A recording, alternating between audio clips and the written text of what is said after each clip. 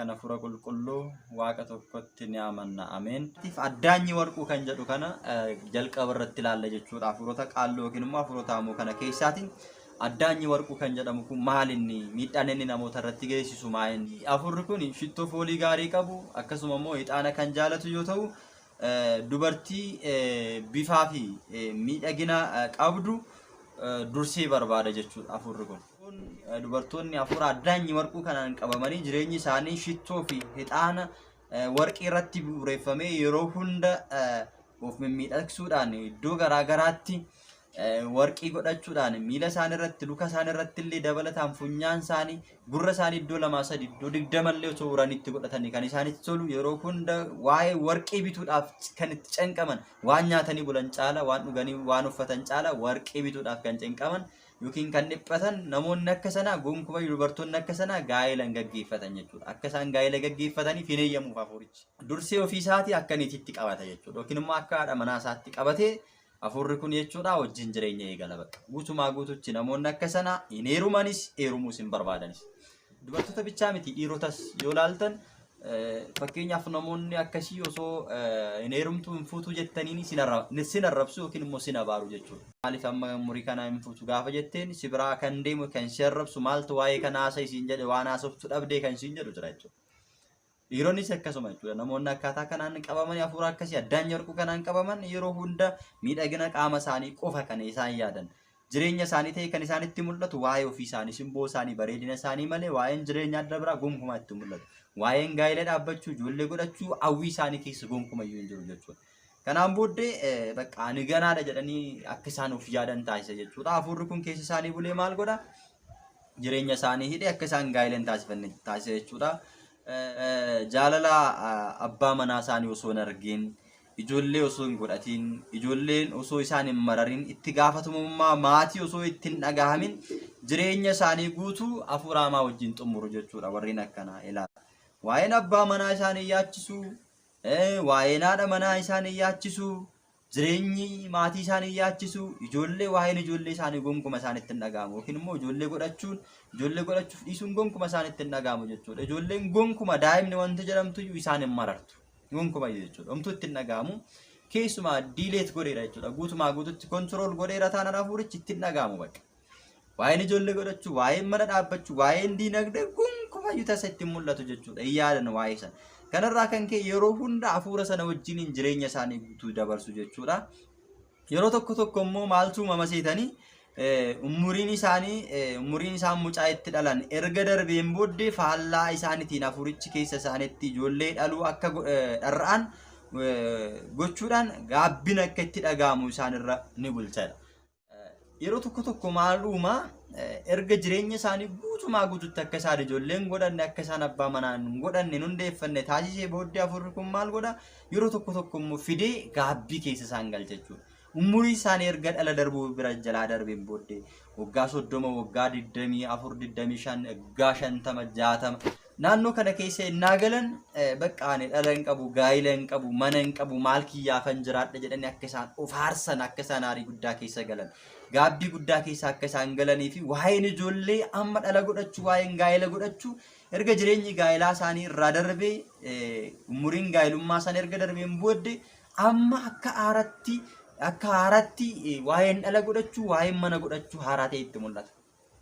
Bakka marraraman hirqi jedhanii kan bu'an akkamittiin hin dhala godhachuu dadhabe dhala malee akkamittiin hafa mana hin qabu mala hin qabu jedhanii waa'ee manaadhaaf waa'ee gaa'ilaadhaaf waa'ee ijoollee isaaniidhaaf amma akka haaratti kan canqaman kan dhiphatan umuriin gaa'ila isaanii erga darbeen booddee akka isaan gaabbanii ofitti gaddan akka isaan immoo deebisanii miidhallee ofirratti gaggeessan ni taasisa jechuudha. Hayyoon hafuura hamaa inni guddaan eegaatii namoonni jireenya isaanii keessatti waaqayyoon akka isaan kumatan taasisuudha waan ta'eef karaa kanaatiin sikkeettaamaa ta'a yookiin immoo karaa kanaan karaa argatee bu'aan inni argatu isa kanadha jechuudha. Kana jechuun egaa waaqa maaliif jira waaqni maallaaf godhee waaqni maseenana godhee waaqni dhalana dhoorkate waaqni gaa'ilana dhoorkate ormaaf gaa'ila hin kenna ormaaf ijoollee hin kenna anaaf maa gaa'ilana dhoorkate anaaf maa manana dhoorkate jedhanii yeroo hunda waaqayyoon kan waqqasan waaqayyoon irratti kan ka'an waaqni hin jiru waaqa maaliif jira jedhanii surumayyuu waa'ee waaqa kan itti yaadan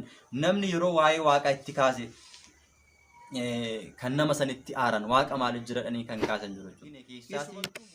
Maal godhaa afurichi yoo dhalallee argatan jalaa ajjeesa jechuudha. Osoo ija isaaniirra buufatanii hin quufin jalaa ajjeesa. Gaafa kana maal godhu baay'ee guddaa aaru jechuudha. Dubartiin tokko maal taate siiliin mana ishee keessa jira, siiliin madaalalamii siiliin Egzaabeeraabii mana ishee keessa jira. Mucaa takkichi qabdu sun gaafa inni jalaa jiru isa kanadha, siilii kanadha mucaa kiyya kan na jalaa ajjeesitte siilii sana bichichi illee bakka akka isaa waaqayyo irratti kaan ta'a jechuudha. Kuttee gattee jechuudha laala. Kanaaf afurri kun maal godhaa guutumaa guututti jireenya isaanii keessatti waaqayyoon akka isaan walitti bu'an, fooninis biyya lafaarratti waaqayyoon addaan baanii akka isaan waaqayyoon malee jiraatan, booddees immoo firdiidhaaf akka isaan itti murtaa'uu fi hojii gaarii akka isaan hin hojjenne waaqayyoon akka isaan walitti bu'an, waaqayyoon akka isaan arrabsan, waaqayyo irratti akka kaan taasisa jechuudha. Yaadatu yoo ta'e yeroo tokko haadha manaa isaarra bulee gara Iyyoob deemeera afurri kun. Amma yoomitti waaqa jetta silaa ijoollee keessi jalaa fixeera, ijoolleen keessi jalaa dhuman qabeenyi keessi jalaa barbadaa'eera, waaqa kana arrabsiteen duutu silaa du'uun keen oolu jettee haadha manaa isaarrallee bulee itti dubbatee ture. Gaafa kana Iyyoob kaleessa kan nu kenne waaqayyoodha, har'a kan fudhate waaqayyoodha, akkamittiin kaleessa tamaskeen jennee kan fudhanne har'a ammoo deebinee waaqayyo irratti hamaa dubbanna. Ati dubartoota warra dhibeeyyii keessaa warra kachachaluu yookiin warra dhibeeyyii warra umaa yaadne keessaa tokko fakkaata. Akkamitti yaada kana yaadda jedhee rifachiise jechuudha laala. Kanaaf ani osoo lafeen kiyya qaamni kiyyayyuu narraa dhume lafee kiyya ilkaan kiyyaan qabadhee lafa waaqayyoon irra dhaabbatanii eegan irra dhaabbadheen eeggadha malee waaqayyoon hin ganu jedhee keessa ishii kan jiru hafuura hamaa sana rifachiise jechuudha laala. Kanaaf hafuuronni akkasii akka nuti waaqa gannuuf waaqayyoon akka nuti walitti buunu barbaadu jechuudha hafuurri akkasii. Kanaafuu jireenya mucaa namaa keessatti gootumaa guutuchee gaasii karaa kanaatiin haalli inni barbaadu isaaniif isaaf milkaa jechuudha. Maal gochuudhaan erga dhala dhorkee erga gaa'ela dhorkeetiin booddee erga daangeesseen booddee deebi'anii akka isaan waaqayyo irratti kaan taasisa, waaqayyoon akka arrabsan taasisa, lubbuudhaanis fooniis akka waaqayyo irraa addaan baanii miidhaman taasisa. Keessumattuu jechuudha amalli hafuura hamaa addaanyi warquu kun egaati dubartoota ni babbareessa sirma jechuudha. Qaama isaanii simboo isaanii akka isaan simboo godhatan akka isaan babbareedan taasisa. Ijji isaanii akka gurguddatee gubbaarratti mul'atu, qaamni isaanii akka babbareedu, rifeensi isaanii akka dheeratu ni taasisa jechuudha. Warqii rifeensa isaanii irratti, morma isaanii irratti, gurra isaanii irratti, harka isaanii irratti, luka isaanii irratti, quba isaanii irratti, qeensa isaanii irratti akka isaan godhatan illee ni taasisa jechuudha laala. Erga isaan babbareessi simboo godheefiin booddee afurri kun jechuudha qaama isaanii guutuu warqiidhaan akka guutamu taasisu. Yeroo hunda bareedanii yeroo hunda simboodhaan akka isaan deeman simboo isaanittis immoo akka isaan boonan taasisa jechuudha laala. Afurri kun jechuudha akkaataa kanaatiin maal godhaa miidhagina ni laata jechuudha. Miidhagina laachuun isaa inni guddaan egaa namoonni gaa'ilaaf jecha yennaa isaan argan akka isaan barbaadan taasisa. Innaa isaan barbaadan immoo miidhagina sana laalanii isaan immoo deebi'anii warreen isaan filatan dhiirota sana ni tuffatu jechuudha. Kun naaf hin madaalu, kun naaf hin ta'u, kun hin barbaachisu bakka osoo jedhanii haala hin beekamne waan xiqqoodhaan jechuudha akka isaan jireenya isaanii walitti hin dhufne daangeessa jechuudha.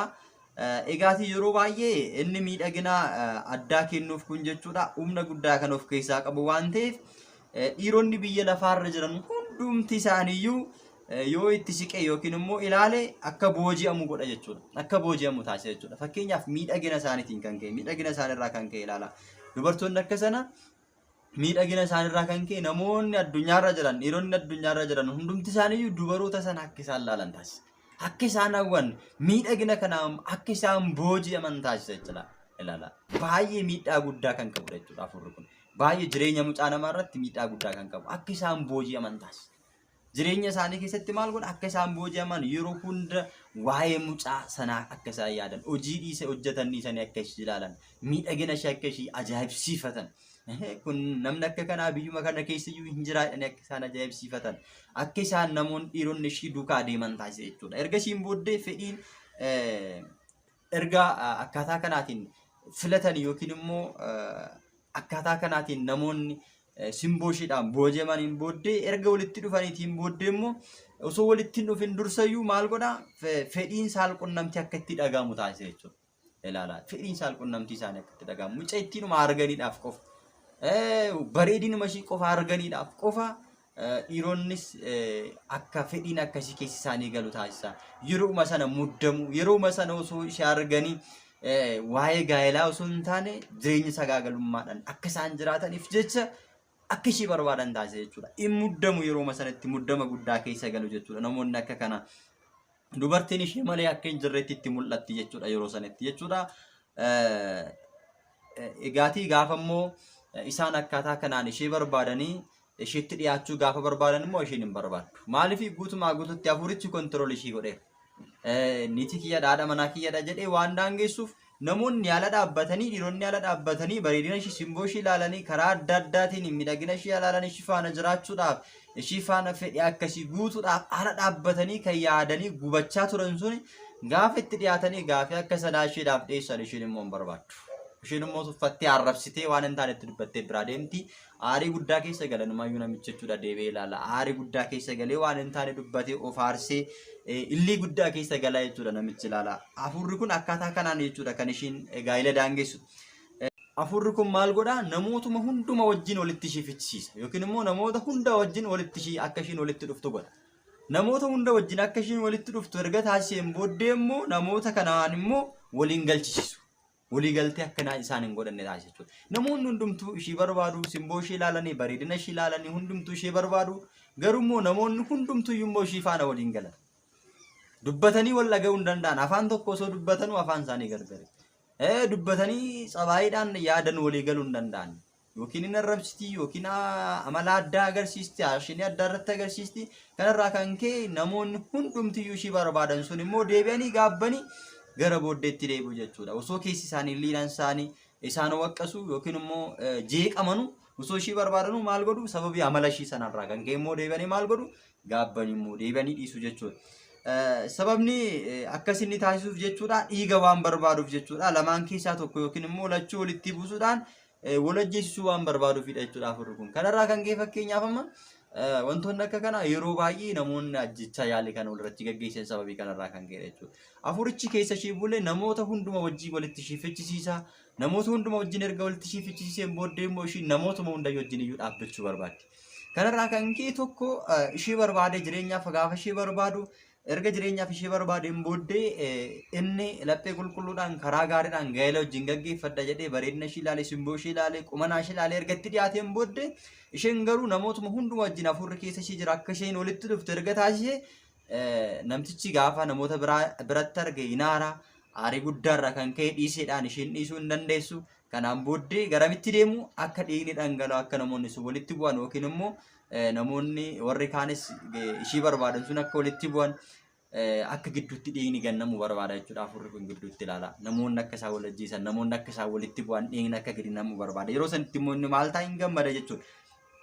Keessumattuu sooressoota warra ta'an daldaltoota warra ta'aniif kan kana fakkaatan xalayyaa akka isaan erganii ishee kaadhimmatan haadha manaa isaanii akka ishiin taate isaan tajaajiltuuf wajjin akka jiraataniif ishee barbaadu jechuudha. Onnee isaanii irratti bifa miidhagina ishee taasisa jechuudha hafuurri kun. Namoonni kun egaa qabeenya gurguddaa kan qaban qabeenya hedduu sooreyyii hedduu kan ta'an simboo ishee ilaalanii onnee isaanii irratti miidhaginni ishee sun hundumti guutumaa guututti yeroo hunda waa'ee ishee akka yaadan taasisa. Dhaqee bakka keessa nama sanaatti maal godha? Onneen nama sanaa guutummaan nama sanaa jaalala nama sanaatiin qabamee onneen isaa akka inni boora'u yeroo hunda akka inni jeeqamu halkaniif guyyaa boqonnaa akka inni dhabu taasisaa hafuurri kun. Kanarraa kan ka'e namtichi maal godha? Nama kana fuudhuun qaba jedhee murteessee xalayyaa ergata jechuudha ilaala. Xalayyaa ergataa ergasiitiin booddee erga xalayyaa ergateeti amma immoo isheen dhimma gaa'ela hundeessuu miti hafuurichi kan keessa jiru. Jalqaba kan akkuma kaasne hafuurichi guutumaa guututti haadha manaa kiyyadhee hoogganee kontirool waan godhuufiyyuu akka namtichi itti siqee gaa'ela gaggeessuu hin barbaadu. Daangeessa jechuudha. Garuu yeroodhaaf qabeenyi namtichaa akka qisaasa'uu fi lapheen namichaa akka miidhamuuf jaalala sanaan akka miidhamuuf immoo haala biraa mijeessa jechuudha. Rakkoon qabu guyyaan gaa'ela keenyaa inni dhaqqaba jettee karaa adda addaatiin walitti dhufeenya akka isaan uuman taasise jechuudha. Ergasiitiin booddee amma ishee argatutti irriba dhorkuudhaan hafuurichi namticha hin jeeqa jechuudha. Hanga ishee argatutti irriba dhabuudhaan jeeqama. Dadhabbiitti dhaga'ama. Yeroo hojjetu waa'ee ishee yaada. Yeroo rafu waa'ee ishee yaada. Yeroo ka'u waa'ee ishee yaada. Kanarraa kan ka'e itti dhiyaachuu barbaada. Yeroo tokko tokko immoo maaltu uumama? tokkoon isaanii amma maraatanitti akka isaan qoraman taasisa jechuudha laala. Namoonni hundumti ishee filatan kun yookiin immoo ishee argan kun afurichi guutumaa guututti eegaatii keessa ishee jiru immoo gara isaaniitti ergamee tokkoon isaanii akka boqonnaa dhaban ta'u. Akka maraatan taasisa jechuudha. Suruma akka isaan qalbii dhaban nama sana argatan malee akka waan hin jiraannetti guutumaa guututti jeeneraalii kan murteessan baay'ee isaanii jiru jechuudha. Sababa kanaatiin namoonni baay'een jireenyi isaanii kan jeeqame jaalatanii dhabuudhaan maal taate jaalattee dhabdee namootaan kan jedhamee dubbatamullee hawaasa keessatti qoosaa ta'ee waan kun mul'achaa ture jechuudha. Jiraachisuu danda'ama. Kanaaf erga jalqaba walitti siqaniin booddee erga walitti siseen booddee afurichi jechuudha. Erga wal agarsiisee walitti dhufaniin booddee dhumarra maal godha? Afurichi erga addaan baasee kanaan booddee ishee malee jiraachuu akka hin dandeenyetti hanga sadarkaa maraachuutti qorama cimaa keessa akka inni galu taasisa jechuudha afurri suni. Kun eegaatii afurichi dubartittii haadha qabeenyaa gochuudhaaf daandii inni ittiin deemuu fi tooftaa hojii cubbuu inni itti fayyadamudha jechuudha. Gochooliin inni amma armaan olitti kaasne kun inni agarsiisu kuni tokkoffaa dubartittii sana akka waan haadha qabeenyaa taasisutti itti fakkeessee namoota sooressoota dureeyyota wajjin walitti fidee isumarra immoo darbee har'a dureeyyota yookiin immoo sooressoota yoo wal argite borummoo namni biraa gaaffii biraa kan dhiyeessuuf yoo ta'e illee aan abbaa makiinaa meeqa wajjin iyyuu koo walitti dhufeenya uumee akkas ta'e kanaaf nama akka keene wajjin gaa'ela raawwadhaa jettee akka isheen yaada sana jijjiirtuuf yookiin akka namicha tuffattuuf akka isheen arrabsituuf akka isheen soorummaadhaan sooressatti heerumtee jiraattutti fakkeessa jechuudha afurichi. Erga sitiin booddee akkaataa kanaan nama lama nama sadii ol akkaataa kanaatiin jireenya ishee xaxee namoota hedduu itti erguudhaan filannoo ishee dhorka laala. Filannoo dhorkaa isa kana filachuuf innis abbaa qabeenyaa sunis miidhagaa kunis inni sunis hin gaafata waan ta'eef filannoo akka isheen dhabdu taasisa. Namoota lamaa sadii ol egaatii akkaataa kanaan namoonni hundumtuu jaalala isheedhaan akka booji'aman taasisuudhaan egaatii yeroo hunda jireenya kana keessatti shittuu akka isheen dibattu, ixaan akka isheen aarsitu, darbees immoo akkuma jalqaba isinii kaasee waa'ee warqii irratti egaatii yeroo hunda kuni gochuun gibira isaadha jechuudha. Gibira isaadha. Gibirri kun immoo dhaabbannaan ishee irratti miidhaa guddaa geessisa jechuudha. Gibiradha jechuudha isaaf. Ilaallu namoonni akkaataa kanaan sooressoota ta'anii isheedhaaf miidhaman qabeenya guddaa akka isheedhaaf bitan maal sii bitu gaafa inni jedheen shittoo maal sii bitu gaafa inni jedheen warqii maal sii bitu gaafa inni jedheen egaatii wantoota amma kaasne kana akka inni bituuf qabeenyi isaa akka jalaa gadi namu akka qisaasa'u maal godhaa hin bichisiifata jechuudha namticha irra bulee ilaala. Namichi sababiin isaa guutumaa guututti jaalala isheedhaan qabamee waan maraateef waan inni isheen gaafatte hundumaa hin guutaaf jechuudha. Inni immoo yeroo sanitti gibira isaa kan barbaadu maal bichisiifata? Shittoof warqii bichisiifata jalqaba irratti jechuudha. Uffata mimmiidhagoo boca garaagaraa halluu garaagaraa qaban halluu tokko kan qabu hin jaallatu halluu garaagaraa kan qaban diimaa bicaa walitti mammakamaa kan ta'e halluu akkasii qalamii adda addaa akka bituuf bakka miidhaginaaf qofa kan ta'uuf akka isheedhaaf bitu barbaada jechuudha. Yeroo sana namtichi egaatii qabeenya isaa maal godhaa hin qisaaseessa jechuudha. Osoo haadha manaa kee jedhee wajjin jireenyaan jalqabeen dachee irratti bahee namtichi maal godhaa qabeenya isaa qisaaseessa jechuudha akkaataa kanaa. Amala isaa inni biraan immoo kallattiidhaan wal ilaaluudhaan jechuudha. Qabeenya isaa erga qisaaseessiitiin booddee egaa amalli inni immoo jireenya mucaa namaa jeequ keessaa inni biraan immoo kallattiidhaan wal ilaaluudhaan sagaleedhaan yookiin immoo bilbila keessatti dubbii dubbatamuun dhaga'uudhaan fakkeenya kana gaafa jennu fakkeenyaaf inni kun qaamaan argeetu akkana ta'a ilaala. Qaamaan argeetu jechuudha kan inni akkana ta'u qaamaan argee waan argeef simboo ishee bareedina ishee argee waan hubateef akkaataa kanaatiin sadarkaa maraattummaa keessa galaa akkaataa kanaan diinni isa jeeqa. Inni biraan immoo karaa adda biraatiinis immoo tooftaa biraatiinis jechuudha namoonni akka isaan jeeqaman ni taasisa jechuudha. Kallattiin biraa maalidhaan kallattiidhaan wal ilaaluudhaan akkuma jalqaba kaasne kallattiidhaan wal ilaaluudhaan arguu qofaan osoo wal bira hin gahin alaalatti wal arguu qofaan namni sun akka inni jeeqamu jaalalaan akka ishirraa qabamu ishee barbaaduudhaaf immoo akka inni deemu yeroo isaa akka qisaasisu yoo ishee argamu maallaqa isaa akka inni qisaasisu taasisa jechuudha. Inni biraan immoo kan baay'ee isin ajaa'ibu sagaleedhaan sagaleedhuma ishee dhaga'uudha. Bilbilaan ta'uu danda'a fakkeenyaaf akka carraa ta'e bilbilaan bilbilamee sagalee nama sanaa yookiin nama biratti dhaga'ee ta'uu danda'a. Ammuma ka'ee bilbila nama kana naa kennaa jechuu danda'a jechuudha namni. Ammuma ka'ee lafaa ka'ee bilbila nama kana naa kennitan malee eessadha isheen na barsiisuu qabdu jedhee bilbilumaan ammuma jechuudha osoo nama sana hin beekin sagaleedhaan dhaga'ee maal ta'a? maraatummaa keessa gala namticha jechuudha. Inni biraan immoo suuraa arguudhaan ta'uu danda'a. Yeroo ammaa kana immoo keessumatti jechuudha FB'dhaan himuudhaan sooshaal miidiyaadhaan yoo ilaaltan namoonni waliin beekne alaala ta'anii sadarkaa maraatummaa keessa kan galan baay'ee isaanii jiru jechuudha. Jaaladheeraa dhiiseera eenyummaa isaanii kan hin beekne qarshii isaanii baasanii irratti erguudhaani. Jireenyi isaanii kan jeeqame lakkoofsa hin qaban sinuu baay'inaan hin beektu waan ta'eef jechuudha isinitti mun hin barbaachisu kanarra. Kanaaf suuraa nama sana argiidhaaf qofa kan maraatu isa ta'eef ishee ta'uu baatee waan hin beekne suuraa ergameef qofa jedhee kan maraatu sagalee dhageen himuudhaan sagalee waan dhageef qofa ni maraatummaa keessa kan galan egaati lakkoofsa kan hin qabnedha jechuudha. Afurri kun egaa akkaataa kanaatiin jireenya mucaa namaa jeeqa jechuudha. Hunda osoo hin hafin jechuudha fedhii saalqunnamtii itti kakaasa jechuudha laalaan. Fedhii saalqunnamtii fedhii foonillee akka itti kakaasu yookiin immoo akka itti kaka'u taasisa jechuudha. Amma argee suuraadhaan sagaleedhaan dhagee suuraadhaan argee fotoo nama sana faana qaaman hin jiraatin fedhii akkasii akka itti dhagahamu taasisa namicha. Fedhiin akkasii qaama isaa keessatti guutumaa kontirool of gochuu dadhaba jechuudha. Irra caalatti immoo jechuudha amala uumama barameerraa adda kan ta'e fedhiin foonii akka itti dhagahamu taasisa jechuudha. Fedhiin uumamaan jiru jira. Fakkeenyaaf fedhii uumamaatiin ala daangaa kan ta'e jechuudha. Waan nama tokkorraa hin barbaachisne waan jireenya mucaa tokkorraatii hin barbaachisnerra adda kan ta'e fedhii addaan akka itti dhagahamu taasisa. Fedhii addaa bakka fedhiin addaa keessa galii namticha akka inni jeeqamu suuraa arguudhaan kan inni jeeqamu baay'een isaanii yoo ilaaltan jechuudha sooshaal miidiyaa irratti sababii maaliitiif akkana ta'uu seetan yeroo baay'ee shamarran yookiin dubartoonni miidhamoo ta'an alaatii gara biyya keessatti jaalalaan qabamanii jaallatanii sooshaal miidiyaadhaan jaallatanii qullaa isaanii dhaabbatanii kan itti haasa'an yookiin immoo qullaa kee dhaabbadhuutiin natti haasa'i qullaa kee dhaabbadhuutiin na dubbisi jedhanii himuudhaan kallattiidhaan namoonni baay'ee waliif bilbilanii ergasiitiin booddee namtichi akkaataa sanaan bilbilchiisee qullaa qaama ishii ilaale immoo silkee biraadhaan viidiyoo waraabee sooshaal miidiyaa irratti gadhiisee qarshii nyaatee karaa adda addaatiin sammuudhaan illee saayikolojiidhaan akka miidhamtu kan taasisu hanga qullaa dirasii illee jechuudha laala akka dhaabbatan nama qaama waliin arginetti qullaa akka dhaabbatan kan taasisu hafuurri kun keessa bulee waan baay'ee raawwata jechuudha. Kanaafuu hafuura kana keessatti egaati waan hamaatu jira waan ta'eef adeemsa hafuura kanaa keessumaa keessatti dhimma gaa'elaa irratti jechuudha. Dhimma gaa'elaa irratti waan ta'eef dhimma gaa'ela keessanii irratti of eeggannoo guddaa gochuun barbaachisaadha jechuudha.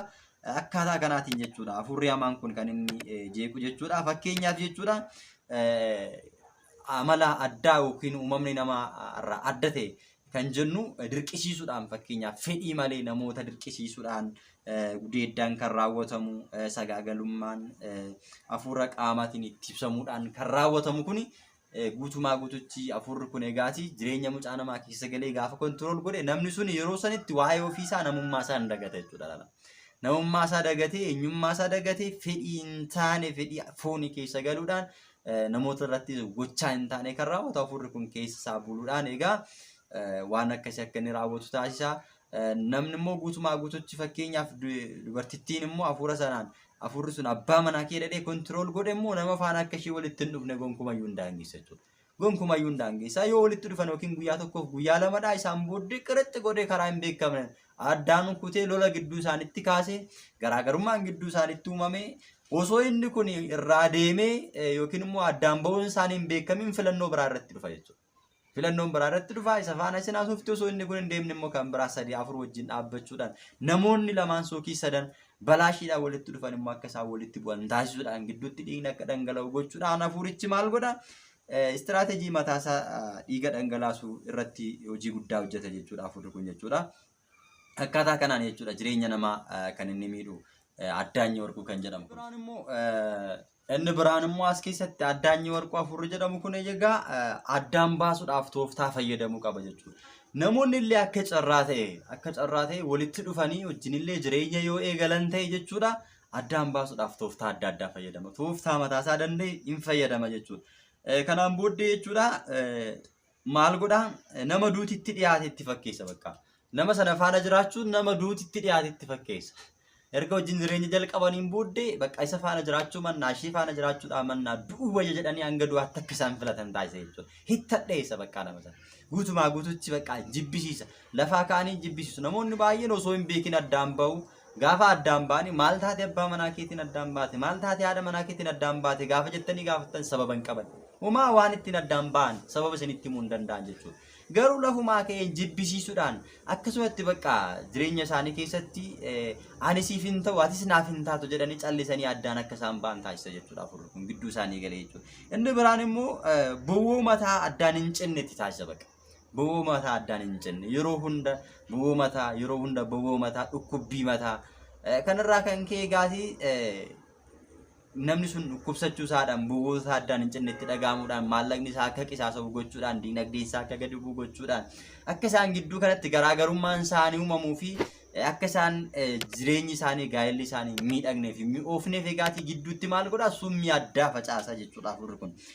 Kanaafidha gaa'ela gidduutti kadhannaan kan barbaachisuuf mana amantaadhaan gaa'ela keessan gaggeeffadhaa kan jettuuf manni amantaa keenya jechuudha. Inni biraan immoo bokokuu garaati jechuudha. Garaan akka bokokuu taasisa jechuudha. Isas ta'e ishis ta'e keessumattuu dubartoota irratti yeroo baay'ee kan akkana raawwatamu. Bokokuu garaa irraa kan ka'e immoo dhiibbaan uumamu maa'inni egaatii firiin akka hin uumamne gochuudhaan yeroo hunda garaacha jeequudhaan jireenya si jeequudhaan waan garaa garaa irratti raawwachuudhaan bakka ergan gaa'ela kanatti dhufe ergan jireenya kanatti galee naaf hin taane jedhanii jireenya san gallakkisanii akka isaan ba'an taasisuudhaan karaa adda addaatiin dhiphisuudhaaniin amala rakkisaa ta'e irratti agarsiisuudhaan aarsuudhaan ari'uudhaan jireenya gaa'elaa keessaanii baase jechuudha afurri hamaan kun.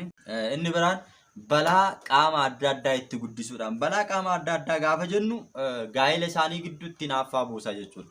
Keessa jira waan ta'eef ofiisaa jalqaba keessa jira waan ta'eef balaa adda addaa gaafa jennu qaama biraa qopheessa qaama biraa alarraati qopheessee gaa'elli isaanii akka diigamu hafuurri biraa akka itti ergamu xonqolaadhaan ta'uu danda'a ayyaana xonqolaa fakkaatee inaaffaa fakkaatee maal godha hafuurichi qaama biraarraatii namoota sana gidduutti ergama jechuudha. Maaf wajjin jiraatu isaa wajjin jiraachuun hin barbaachisu jedhame afurichi inni keessa isaanii jiru haala mijeessaa afurri biraa immoo inaaffaadhaan gara isaaniitti ergama kanaan booddee jireenyi isaanii akka diigamu taasisa jechuudha laala. Hanga kana darasiitti jechuudha afurri hamaan jireenya gaa'ela mucaa namaa irratti kan inni miidhaa gaggeessu.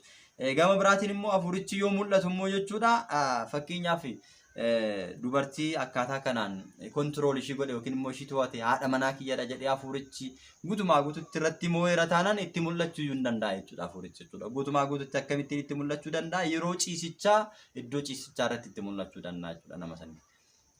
Iddoo ciisichaatti mul'achuudhaan akkasuma keessumaa keessatti iyyuu gaafa ishee raftu cuqilee ishee irratti akka waan abbaa manaa ishee faana raftutti fakkaachuudhaan guutumaa guututti bakka akka waan nama faana jiraattutti fedhii foonii keessa akka waan jirtutti akka waan abbaa manaa ishee faana jiraattutti abbaa manaa ta'ee fi wajjin hin jiraata jechuudha. Afurichi gaatii guutumaa guututti qaama qabaatee miti. Afurichi hin mul'atu garuu mul'ataa ta'ee qaama namaatiin mul'ateetti fakkeeffama. Fakkeenyaaf afuuroon namu fakkeenyaaf sheexanni qaama hin qabu lafee hin qabu hin qaqqabatamu. Haa ta'u malee bifa qaama namaatiin fakkaateetti mul'ata gochaa akkasii gochaa dhiibbaa akkasii irratti raawwata jechuudha. Akka waan bakka yeroo hunda yeroo inni biraa dhabame kan ittiin tollee jiru jechuudha. Namoonni baay'een halkan yookiin yeroo hirriiba isaanii erga rafaniitiin booddee qaama gurraacha ta'e kan itti dhufu kan hammatee wajjin rafu ciqileerra kan ciisu yoo inni wajjin ciise malee immoo hirriibni kan isaan hin qabne jireenya addaa keessa kan jiraatan lammaffaa immoo waan akkasii yoo akka carraa ta'e hafeeyyuu har'a maal ta'e hafee jedhanii kan dhiphatan baay'ee isaanii jiru jechuudha. Guutumaa guututti bakka qaama isaanii guutuu gara ofiisaatti kan jijjiiree jireenya isaanii guutuu jireenya nama sanaa jireenya isaa taasifatee kan jiraatu jechuudha. Sadarkaa dhumaarra warra gaanidha warra akkana sadarkaa dhumaarra gaani kanaan booddee namni akkasii namas hin barbaadu kophaa jiraachuu barbaada yoo jiraates immoo namas yoo arge nama faana jiraachuu hin barbaadu jechuudha guutumaa guututti jechuudha. Nama gaa'ela wajjin jiraatu miti guutumaa guututti nama adda biraayyuu hin jibbisiisa jechuudha. Afurichi kophaa isaa adda baasee kan boochisu yeroodhaan booddee immoo namni sun maal ta'a deema ani gaa'ela hin qabu jireenya hin qabu jedhanii akka isaan bu'an kan taasisu jechuudha. Akkaataa kanaan afurichi jechuudha arguu ni danda'u jechuudha. Abjuudhaan arguu danda'u kallattiidhaan qaamaan arguu danda'u akka waan qaaman qaqqabataniitti itti mul'ate akkaataa kanaan jiraachuu danda'u jedhee kaafameetu jira jechuudha. Karaa biraatiin immoo jechuudha dubartiin fedhii foonii keessa innaa galtu afuricha faadhaadha kan ishiin keessa galtu waan ta'eef nama biraa faana yookiin immoo nama noormaalii faana osoo fedhii foonii akkasii keessa kan galtu ta'e akka kan isa sanaatti ittiin tolu jechuudha. Guutumaa guututti isheen qoobsu jechuudha bakka. Waan barbaaddu san fedhii suni raawwatamuuf kanarraa kan kee maal ta'i nama jibbiti jechuudha. Yeroo hunda fedhii kan barbaaddi kan afurichaa bakka yookiin immoo akka abbaa manaa shittee afuricha wajjin jiraatu sana faana namarraati fagaattee isa faana jiraachuun filannoo ishii ta'a jechuudha. Maaliif waan hundumtuu akka isa sanaatti ittiin tolu waan ta'eef afurichi guutumaa guututti jireenya